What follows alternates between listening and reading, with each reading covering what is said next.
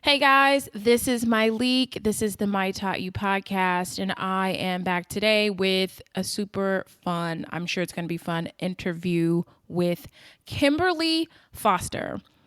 If you are not familiar with Miss Kimberly Foster, she is the founder and editor in chief of For Harriet, a multi platform digital community for Black women that has millions of visitors a month. Kim founded For Harriet in 2010 and is a leading voice for Black women's journalism and storytelling. Kim began For Harriet while she was an undergraduate at Harvard University. Since then, For Harriet has grown to become a preeminent destination for Black women online.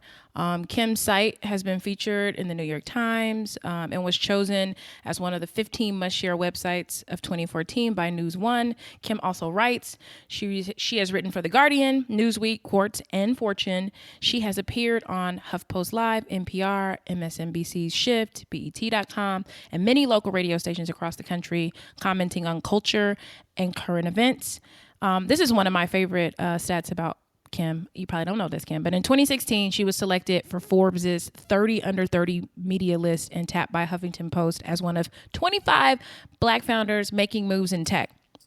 She has been recognized for her work at Harvard and regularly gives talks at universities around the country. She holds a degree in African American Studies from Harvard University. Kimberly, welcome. Hey, thanks for having me. And I should have said, and you're like 20, did you turn 27 yet? I am 27. I'm like, I just super accomplished, super smart. I met, and everybody knows that the rule for this podcast is that I have to have met you. So I met you, was it this year? It was this year, I think in April, March, Okay. April? Yeah. We spoke on a panel together, and I was like, who is this little ball of fire? But Kim, I think the work that you do is absolutely amazing. But something that I'm super obsessed with that you're doing are these videos. Like Yeah. you kill these videos. What made you start doing that? Because were you always the face of For Harriet, or did you start coming out to do this? No, so for years, people accused For Harriet of actually being owned by white people. Like I used to get so many comments. We'd get so many comments on the Facebook page and comments on the actual site. Like, why are y'all supporting this? You know that this is owned by the white man, and because For Harriet is very progressive, I advocate very strongly a progressive feminist viewpoint, and Yes. a lot of people have their conspiracy theories about that viewpoint and who might support it. So for years and years and years, I made it a point not to be the face. I didn't want to be. You've had Nicole Kane, who used to be Nicole Yes. Bitchie on your site. Yep. I did not want to do that. And then recently, a couple of different people have said, like, Kim, like, every time I talk to you, it's like I get, it's like a lecture. Like, because for a long time, I wanted to be a college professor. And so I kind of, Yes. I, Okay, I could see that. I'm sorry. I'm like, yes, girl. Yes, I could see you. yeah. And so I was just talking to another YouTuber, and she was like, when I was talking to her, and I was like, I naturally speak in academic jargon. I naturally just speak in these sentences that I know people think that it's really strange and that I'm really trying hard, but these are the first words that come to me. Okay. And so yeah. I mean, because you will cut people up. And I was watching, what was it? I was watching watching a couple videos, and there are some that I want to talk about. Yeah. And I had something, you were like heterosexist, and I made a note to look that up. I'm like, this girl is always bringing it. Like,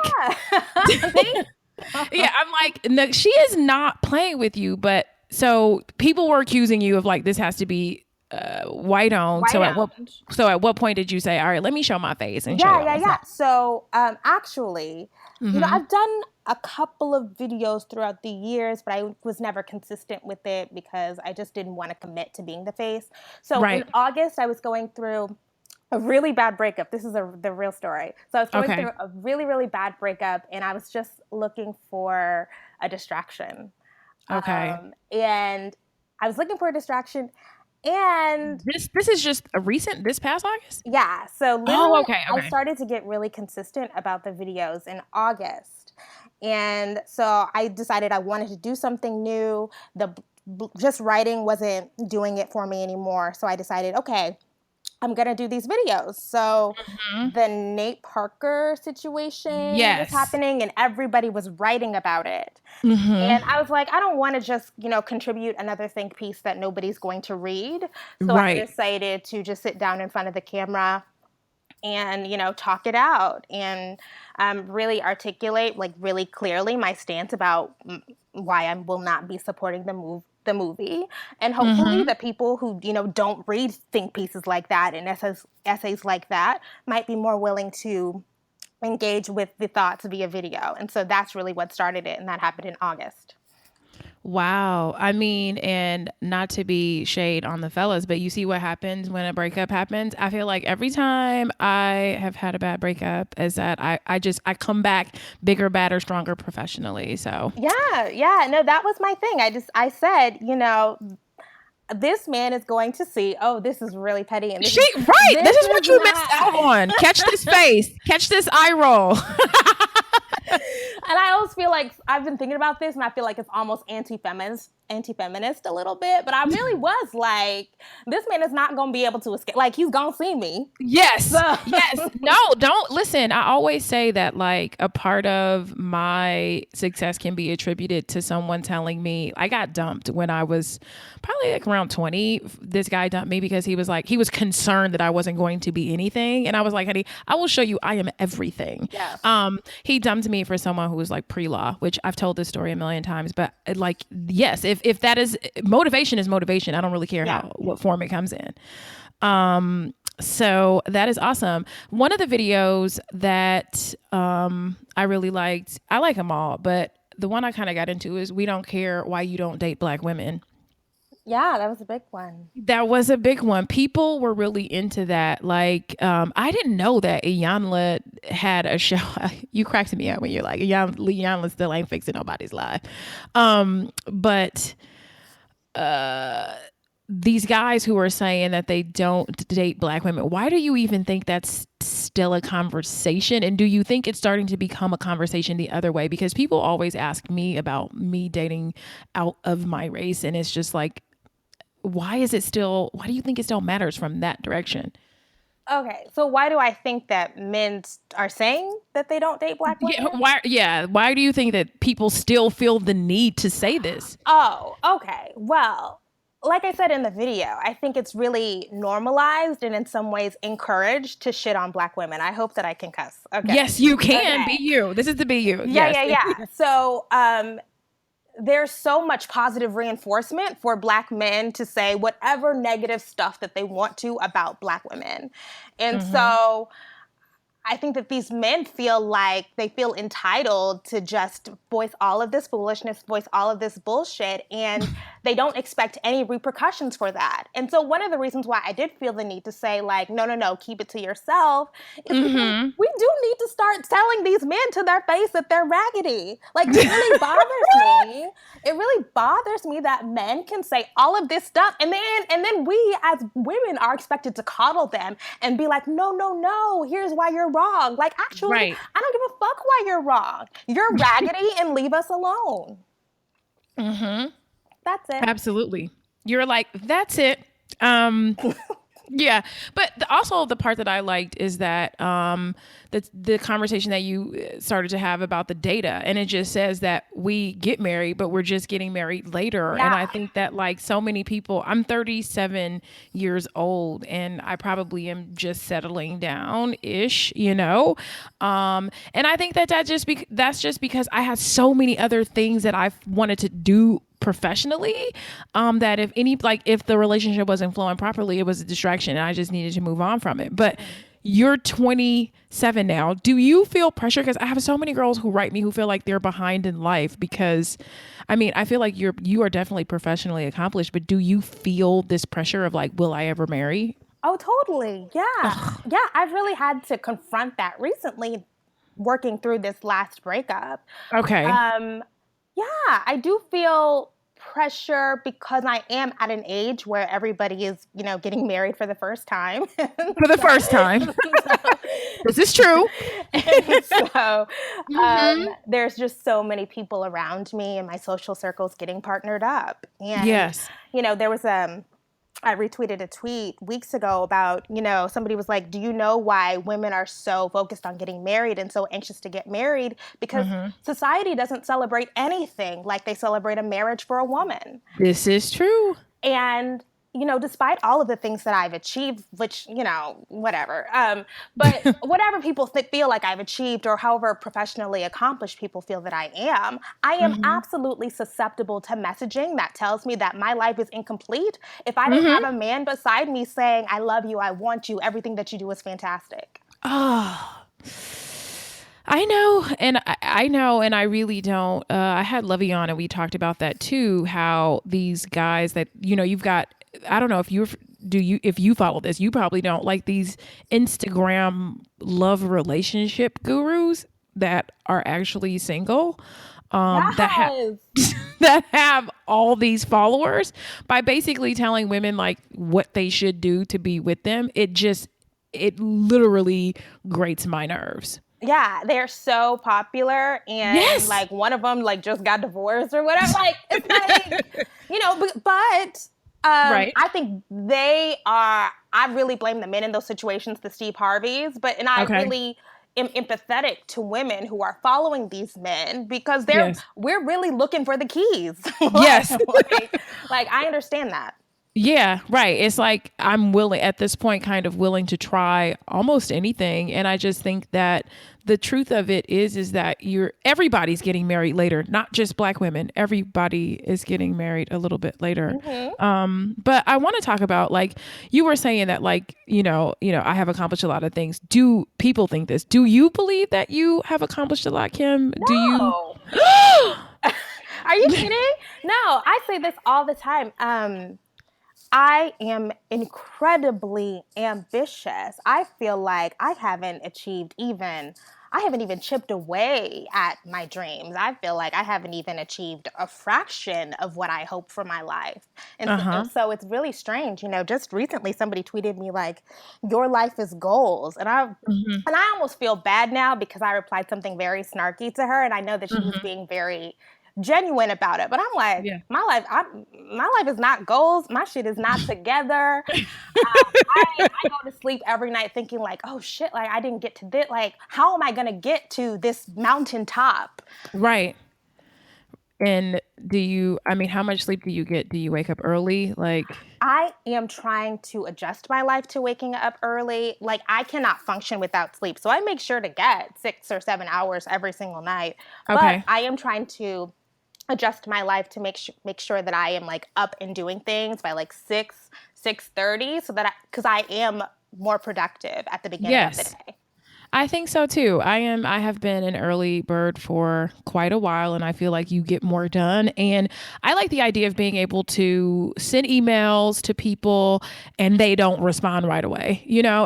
When you email during work hours, it's like you can get on that hamster wheel, but if you can get some stuff out early, you should be fine. But is there ever a point where I talked to some other people about imposter syndrome, and do you ever sort of struggle with that or suffer from it? Like who do you think you are? Because when I watch your videos, I'm like, I think I see the future you. I see where you're going. When I see those videos, I see this huge, big, bright future. I do not suffer from imposter syndrome. Like, Okay. no. I believe in my heart that I can do whatever I want to. Like, nobody believes in Kimberly like Kimberly. And Okay. I have had to develop that because as a protection, because I think that a lot of Black girls know that if you dream big and you tell people that you want to do all of these things, then people will try to swoop in and tell you like, here's why it's not possible. Even people who care for you will try to do Yeah. that to you. So I have developed as a defense mechanism this understanding that I contain multitudes. I can do whatever I want. Sometimes I worry like that I need to get myself together, as in I need to be more disciplined to make sure that I can fulfill my potential. Like that's a real thing that I struggle with, but not like Okay. I can't do it. Right. At what point did you feel like, you know what, I made it? You know, because we talked about I'm new money, this and that. Was that what was the thing that you felt like, oh my God, I have arrived? I don't feel like, oh my God, I have arrived. But I will say that professionally, my proudest moment was getting on the Forbes list because I had dreamed about that.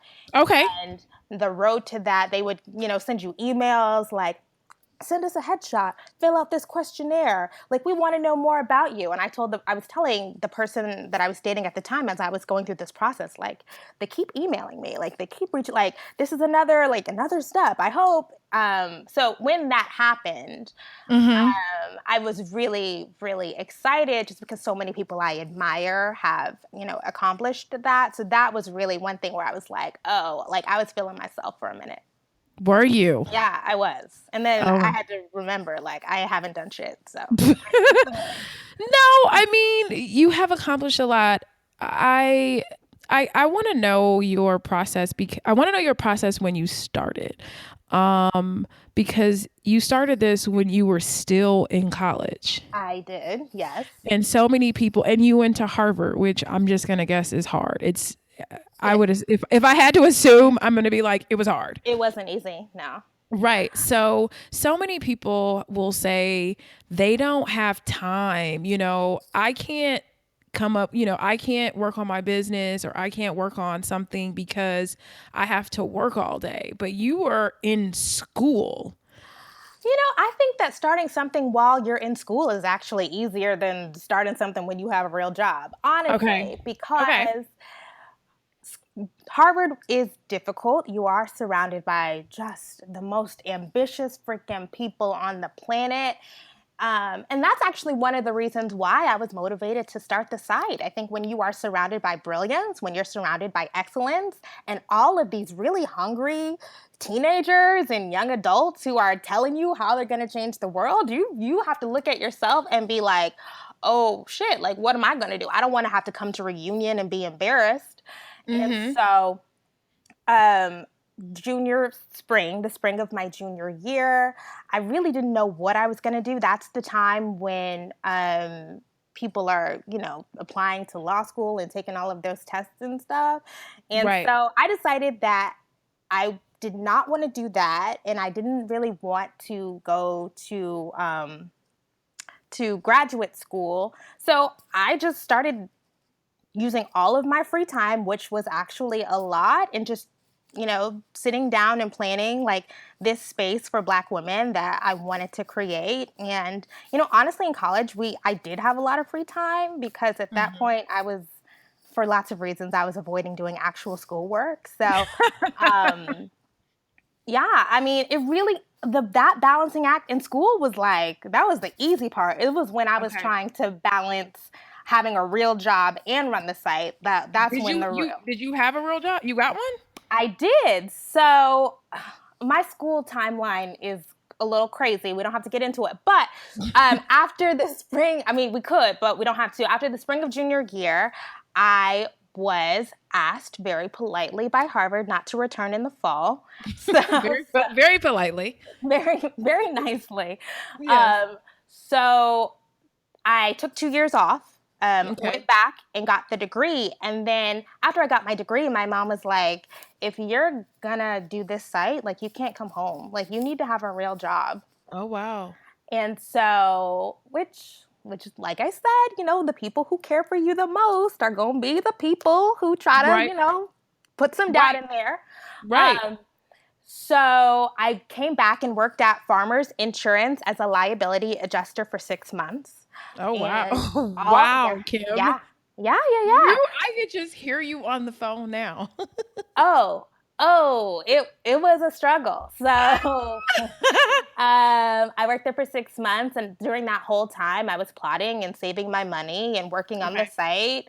And then it was in February, I got my tax return, like did my taxes, got the tax return money back. Literally the day that I got my tax return money back, I put in my notice. Look at you. So, You're like, this is enough. I'm good. Yeah, and actually, I didn't even do complete the 2 weeks. I was gonna try to do that, but then I was like, why am I have Damn. stuff to do, so I'm gonna go now. And I didn't. Right. You're like, I was trying to be courteous and give I y'all these 2 weeks, but I'm out I actually. really was. I mean, that's another thing about the discipline thing. But yeah, Okay. So after you quit, like, how did you put together your schedule? Because there's one thing when somebody else is telling you what to do during the day. Like, was it difficult for you to then set your day up? yeah, and it's still difficult for me to set my day up. Mhm. But I knew that, I mean, I was motivated by the fact that my mom didn't let me move home, so I was living with my aunt at the time. I wanted to move out, so I knew I needed to do whatever needed to be done to make for Harriet a success and move out. So that was writing from sun up to sundown. That was recruiting other contributors. That was trying to find an assistant. Yeah, I just worked Okay. all day. That was my That's schedule. right. And as far as putting a team together, was that difficult? Was it people who were people who were fans of the site willing to help? Did you have to go out and find people? Like, how did you put together your hashtag squad, which is a good Yeah, one so the to say?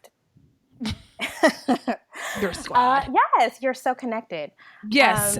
So the first person that I hired was somebody that was like, "It looks like you need some help. Here's how I can help you." Yeah, I Okay. mean that was really it. And Yeah. No, but I love that idea. I like the idea of there are at least 3 people that are working for me that literally did just that. Like they didn't wait for me to advertise that I was looking. They just hit me up like, this is how I could help your company. So, yeah, and she did it, and she turned out to be so amazing because she really was great at knowing my needs before I could even articulate them. And wow. so she was just a fantastic writer and so organized and helped me try to juggle all of these things that you're responsible for if you run a business, especially if you're a new business owner. Right. And it was really great. And that's really how it happens. People reach out to me and say, I write, will you look at this? And I say, no, thanks. Or I say, oh, okay, like let's work something out. Right. Are you a good boss? No. Well, I'm trying. Okay. Nobody is. Don't feel, please. I've never talked to anybody who says yes. No, I mean, listen, managing people is not my favorite thing in the world. It's just not. I don't like it. Right. I'm trying to do less and move to trying to do less. I wish I was less of a control freak so that I would be comfortable, doing less of the day to day and of that stuff. But no, I'm still trying to figure my own shit out. And so it's really Yeah. difficult being responsible for my shit and your shit. Yeah. Yeah. So is everybody pretty remote with Yes. you? Yeah. Okay. Everybody. And we check in via email, via Okay. Slack. Yeah. What are some of your favorite, I mean, since you're working in the cloud, what are some of your favorite sort of like resources? What is something you couldn't live without? Oh, now Slack has become Is it? indispensable. Yeah. Really? I have all these magazines. I just saw the cover of like an ink from like 2 years ago that was like Slack is going to have companies do away with email. And I'm just like, how is that possible? Oh my gosh, yeah. So I mean, email used to be the bane of my existence. I mean, I literally used to have anxiety, and I still do a Really? little bit, but now I don't have to deal with the people that I'm working with's emails on top of the external emails. I mean, it Gotcha. just streamlines everything. Okay.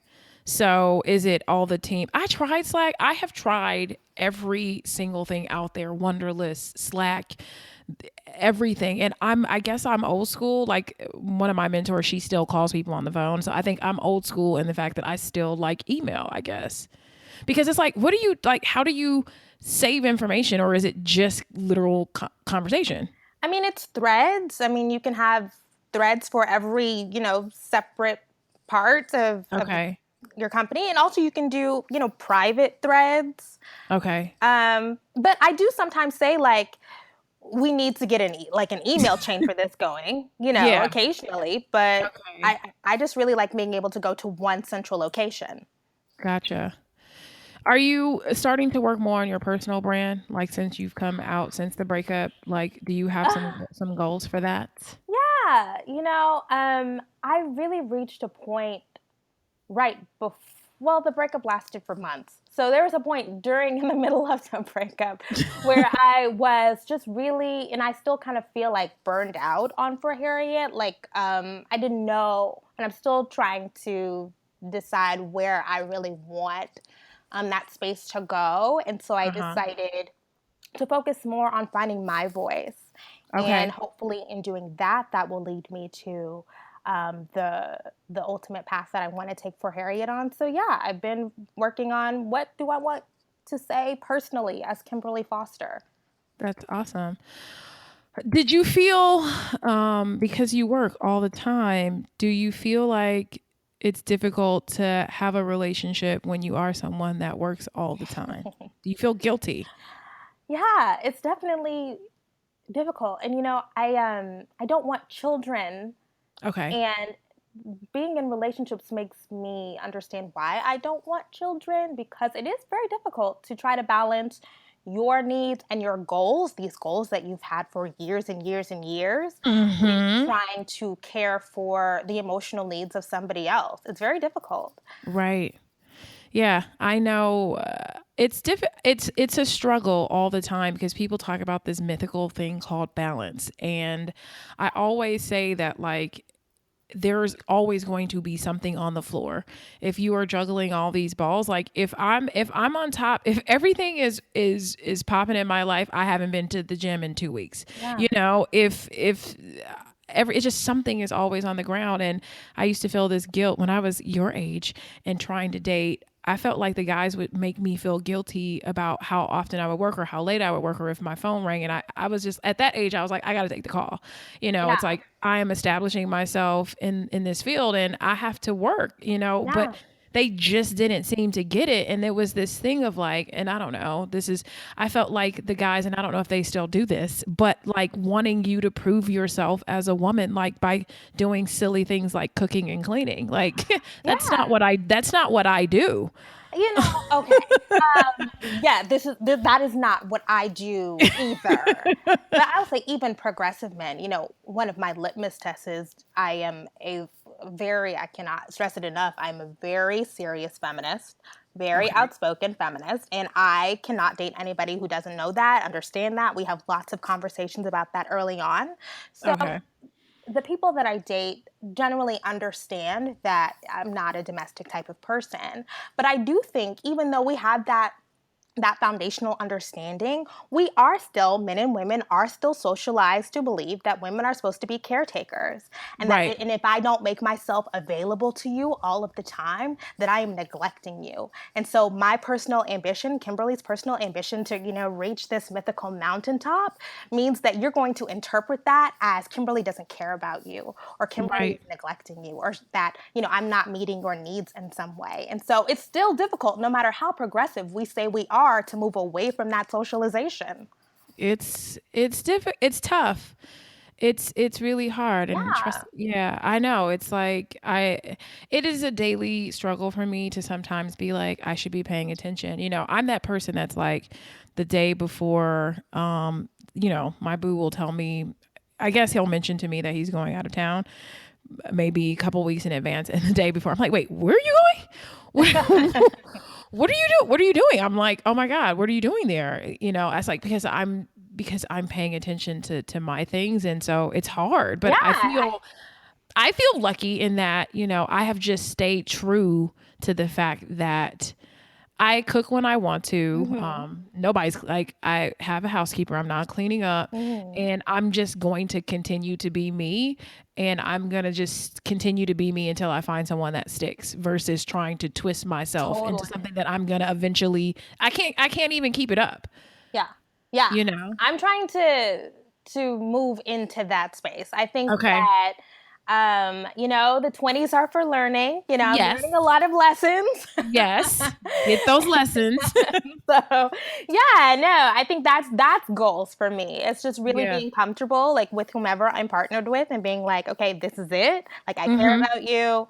And not apologizing, No. not, yeah. No, you can't do it because the thing is you can't keep it up. Like I can do it and I can pretend for like a week or a month or two, but you can't make it a year Yeah. doing these things that just don't feel good to you. And I just think that over you there's somebody out there that understands it and gets it and is fine to let you stand out front and to make a lot of the decisions. Like I was on vacation with my boo, I guess maybe a month or two ago, and this couple was like, oh, we can tell she's the boss, trying to be cute and nosy at the same time. And he just turned to them and was like, she's a great boss. Oh, you that's know sweet. How Yeah. sweet. Yeah, like cut it out, because it might be something of like I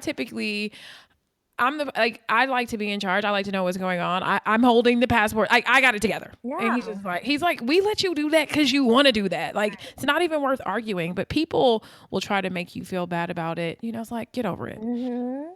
But I do want to know, and these are just personal nosy questions. What are your favorite vacation spots? Like, where is Kim? When Kim's like, it's time to take a break, where's she going? I don't take vacations. That's not a What? thing. What? Yeah, good for you. Good. You shouldn't be going. I took no vacations in my 20s. Yeah, what? I have stuff to do. There you go. But where do you like? I mean, if you're going on a working vacation or you have to visit, because I know you do speak at different schools. Like when you're going to what city, you're like, okay, this is going to be it.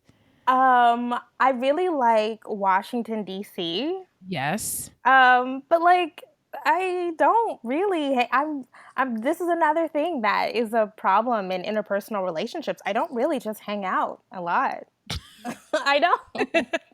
Right. But you do have girlfriends because I've heard you, I've seen you tweet about that. Yeah. And you were saying Malia needs some black homegirls. Yeah. So you do, like, when the girlfriends get together, what are y'all doing? Oh, okay. So me and my friends, we do plan trips occasionally. Like we're planning to go to New Orleans for New Year's Eve and stuff. And we just had our 5th year college reunion. So what do? We do what we did in college, which is lay around and gossip and watch TV together and make snarky comments and eat. And I'm not a going out type of person, but occasionally I will go out to be with them. Okay. But yeah. Is that just not your personality, or do you feel like I should be focused on my work? It hasn't been fun for me, honestly, That's fair. Since like sophomore year in college, since I was like 19. I just remember just going out and just like standing around and being like, what? This is stupid. Like, why are we doing this? This is absurd. Oh. I had like a little tiny like mini wild period when I was taking a break from college where I just wanted to experience what it's like to just go out and go to the club. And so I had like a club every weekend period for maybe about 6 months to a year. But after that, I was just like, why am I doing this? You're spending the money and you're getting dressed up to hang out with men who aren't that cute and they're not your type. It just, one day something clicked for me and it was just like, this is not fun for me. I just want to be at home. Yeah. That happened to me. I'll never forget it. I used to, like I tell people, when I was in my early 20s, I partied my butt off. Like if a party never saw me again, it would be too soon. But I remember going to this one club and I felt like the DJ was playing the same music in the same order and the same people were there. And I was just like, there's nothing new and exciting about this. Yeah. It's the same thing over and over again. And then I used to feel like partying on the weekends and trying to, like, it would take me till 4:00 to get over a hangover. You know what I mean? I was like, I'm wasting a whole Saturday or Sunday. Like 4:00 is when I can finally pull it together. And I was just like, I don't have that kind of time. Yeah. One time I heard T.I. say something like, I see all these people in the club on the weekends. Like, what are you celebrating? Yeah. And I think about like, I'm not really where I want to be. Like, I need to be working. Yeah. Yes. Okay. Another question I have for you, Kim, is one book or a few books every Black woman should have on her shelf. Oh my gosh, I was just thinking about this. Okay. I absolutely loved Redefining Realness by Janet Mock. I think that one of the most important lessons for any Black woman is learning the value of self-determination, of creating your own identity, of creating it in spite of what anybody else has to say about it. And that's really a central theme of that book. And of Okay. course, she does it through the lens of transness, trans identity. But Right. anyways, it was wonderful. Another book I love, there's a book called All About Love by Bell Hooks. Okay. And of course, I revisited it recently, and it's really, Bell Hooks is the love of my life. Like I love her so much, Okay. just because of the way that she can articulate these really, really complex these thoughts and emotions. And so basically, it's outlining why what the love that we're looking for should look like. I think that women in lots of ways are just socialized to believe that love is going to cure all of our ills. Like that Mm-hmm. once we find this, and if you're this is not to be heterosexist again, but if you're Yes. Okay. You just how to use it in a sentence. Yeah. but as a straight woman, that you believe that finding the love of your life is going to tie up all of the loose ends in your life, that Right. all of the emotional traumas that you've experienced throughout your life are going to be healed by this Mm. love. So Bell Hooks really breaks down why that is not the case, why the love that we desire and the love that we most need is the love that we create. Mm. And what oh So I'm of course a feminist. So Patricia Hill Collins, Black Feminist Politics was really Okay. essential to my political formations. What else do I like? Oh, when chicken heads come home to roost by Joan Really? Morgan. Yeah, Yes. I love that book. Okay. Why I'm did you taking say notes because I don't. But this is the thing, and you're laying out all these books, and I don't have any of them. That's why I'm like I'm take feverishly taking notes because I'm like Kim is saying that every Black woman should have these, and I don't even have one. But I did see the one with Janet Mock that I wanted to get that one, so I got some books to buy when we're done. Oh, So when chicken heads come to roost, I yeah. think it's just I've heard of this and I heard of the title, and I think because I was ignorant. So I'll just say it. Like I don't think I even knew. I'm like, oh, that's not a title that would probably move me. I'm obsessed with business books, as you probably know. Yeah, and that is, and actually, one of the reasons why I love your podcast is because you have so many recommendations about things that I wouldn't necessarily venture into. Yes, yeah. I'm taking notes on your books now. Okay, so what But did you? and then my last one is going to be Sister Outsider by, oh wait, there's more. Well, Sister Outsider by Audre Lorde. Of course, The Color Purple by Alice Walker. I also loved by Alice Walker In Search of Our Mother's Gardens. So basically, Okay. these are all like feminist texts, like Black feminist / womanist texts. Okay. I love to, I spend a lot of time thinking about my politics and thinking about my worldview and trying to Mm-hmm. solidify that and challenging myself and questioning the things that I encounter.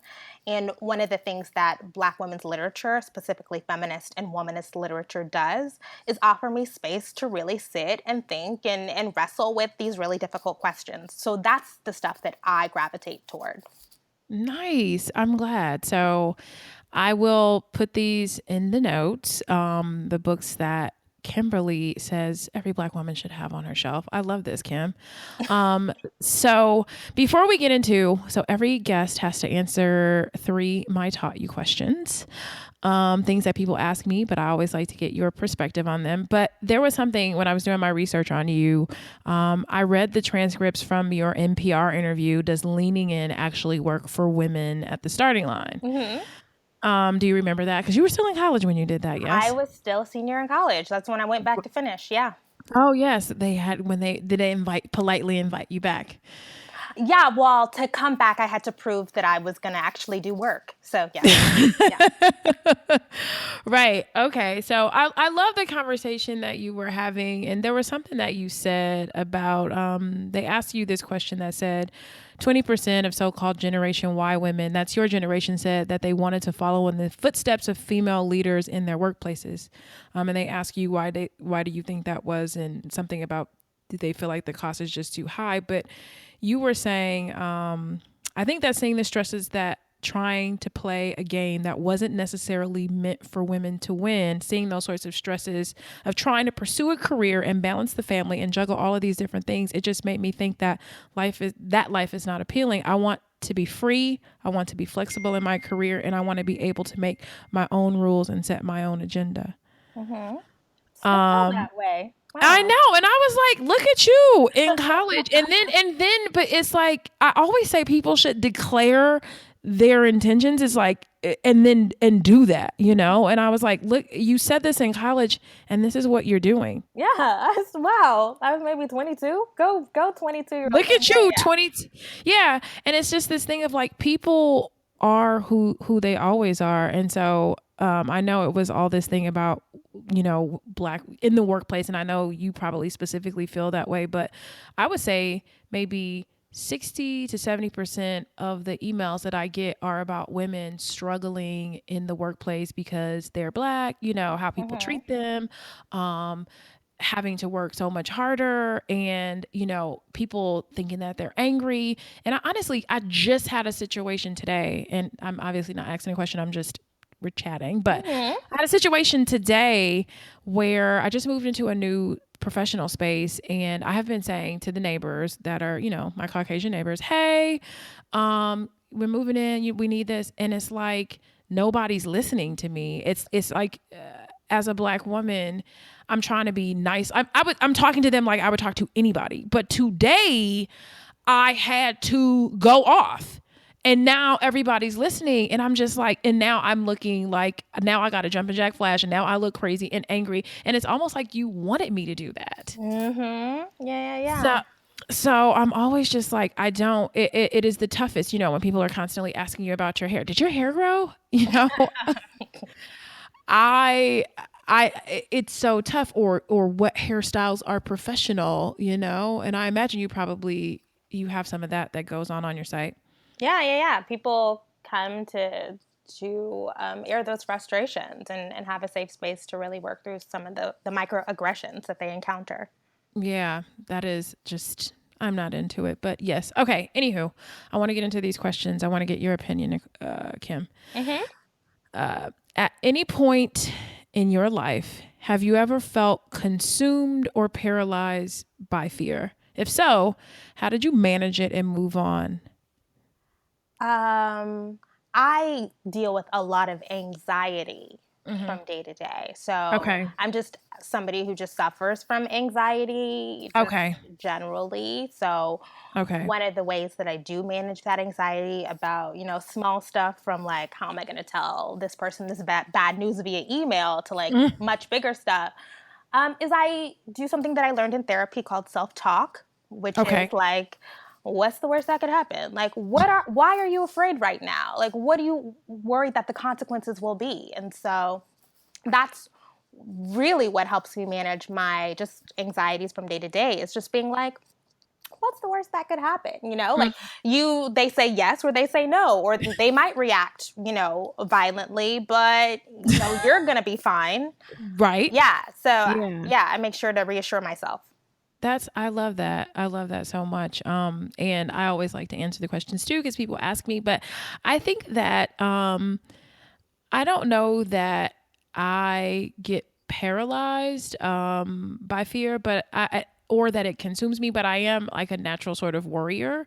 Like, I think my mind naturally sees everything falling apart. Like, I can imagine, I can look at something and see all 16 worst case scenarios like in a second. And so I think that helps me professionally, is that I just work back from there. Like, I think about everything that can go wrong, and don't allow those things to consume me, but put things in place so that I don't, I'm not blindsided by something. It's like, I try to be realistic about what things are, and then do that. But yeah, I'm not a huge fan of like emailing, bad news or having to give bad news, but it has to be done. I think a lot of successful people are worriers. Yeah. Yeah. Because I wake up in the middle of the night sometimes and I'm like, Yeah. like, yeah. They do. And so even my therapist, she says, she talks about my worry, but I tell her I'm an active worrier. Yeah. If I'm worried about it, I'm doing something about it. Right. I'm not just sitting there worrying. Yeah. I'm worried, and I will get up I just was up this week. I will get up at 3:00, 4:00 in the morning, and I will start working. If I can't sleep, I have to get up and do something about it. Yeah. I just not going to lay there. Next question is, what are your favorite podcasts? What does Kim listen to? I'm a Malcolm Gladwell stan. Same. I love Same. Malcolm Gladwell. He's so good. You sort of remind me of like you could be the young black version of him just I don't even because want to put that out there, but I know you don't want to, but I'm doing it. This is me. But I could see that. I could totally see that because just the way your ability to tell stories when I watch your videos. But yes, I'm a huge Malcolm. I stand for Malcolm Gladwell. Yes. So revisionist history is absolutely Yes. fantastic. Amazing. Yeah.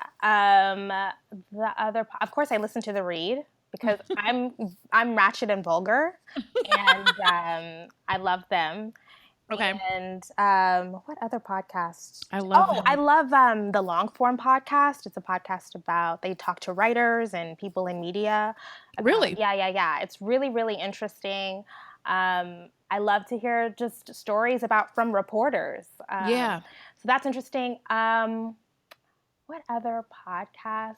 Listen to a lot of the NPR podcasts. Too many to name, but basically Okay. NPR is like the goat of podcasts. They have podcasts basically on everything, on business, on finances, on politics. I listen to all of them. Oh, and there's a podcast from Bill Simmons' network called Keeping It 1600, which they go Really? into. One of the hosts used to be President Obama's chief speechwriter.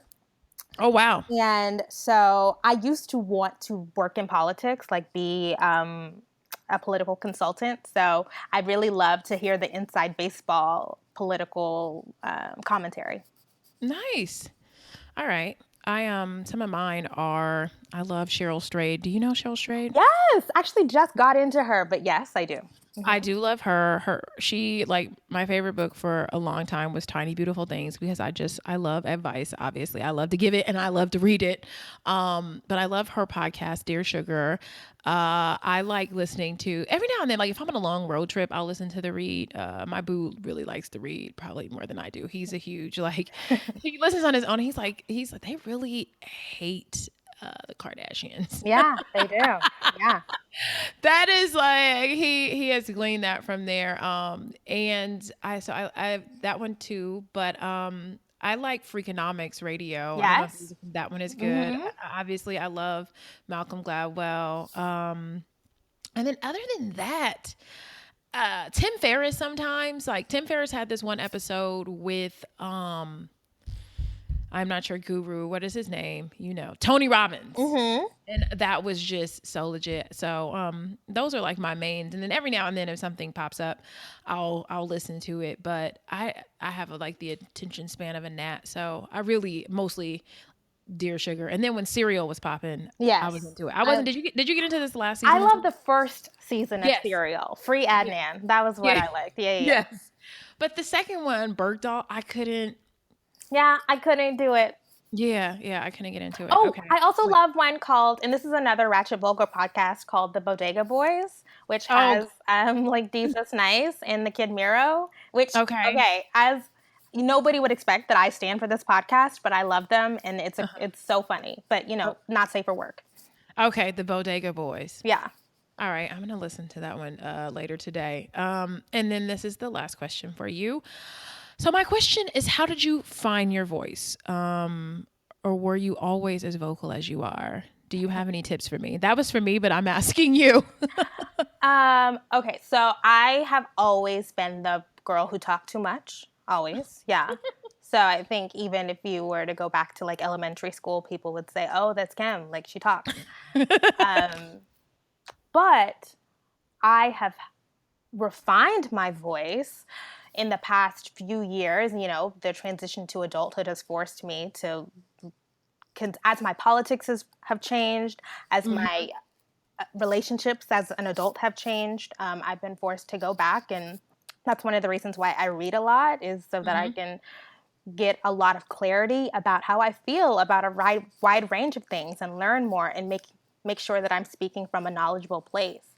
So really, I've found my voice through looking to other people and reading other people's work and really sitting and being quiet. I think for me, as somebody who naturally talks a lot, the time that I spend with myself being quiet and thinking through things is what's really helped me find my voice. Okay. Yeah.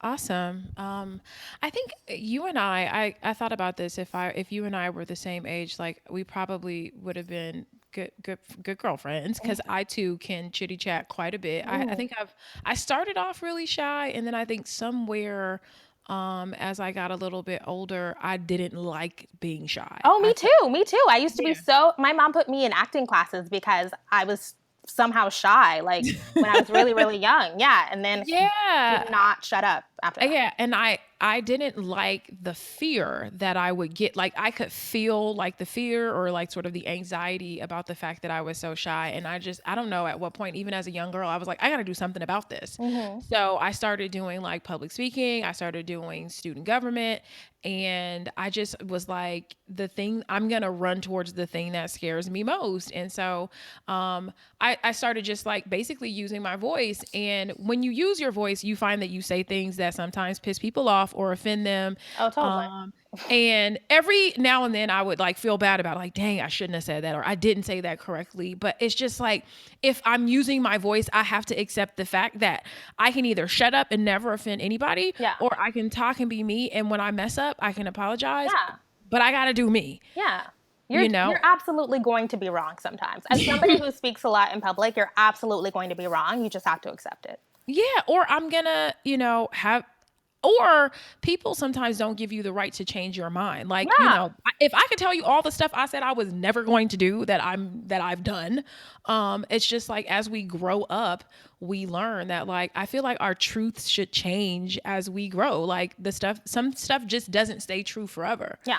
But so many people are like, but I said I was going to law school, so I now have to do it. It's like, just because you said it, if you don't want to do it anymore, say that, Yeah. you know? That's another thing that I really admire in Gladwell and also in Coates. Like they are Mhm. people who are very much open to changing their minds and revising their positions when they're given new Yes. information. And that's so critical. Yes, and you can do that. And so that's just the thing that she says like, do I have any tips? I would just say that like a part of your, using your voice is just realizing that you're going to probably get some stuff wrong. That's okay. You can change your mind. And you can be wrong. You're going to be wrong, and just fix it, Yeah. but don't not do anything because you're so worried that you're going to piss people off. And I always say that if you haven't pissed anybody off, chances are you aren't being your authentic self. Hmm.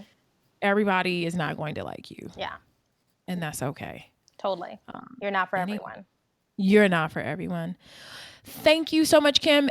Do you want to give the where can we find you, what you're working on next? Give us the rundown.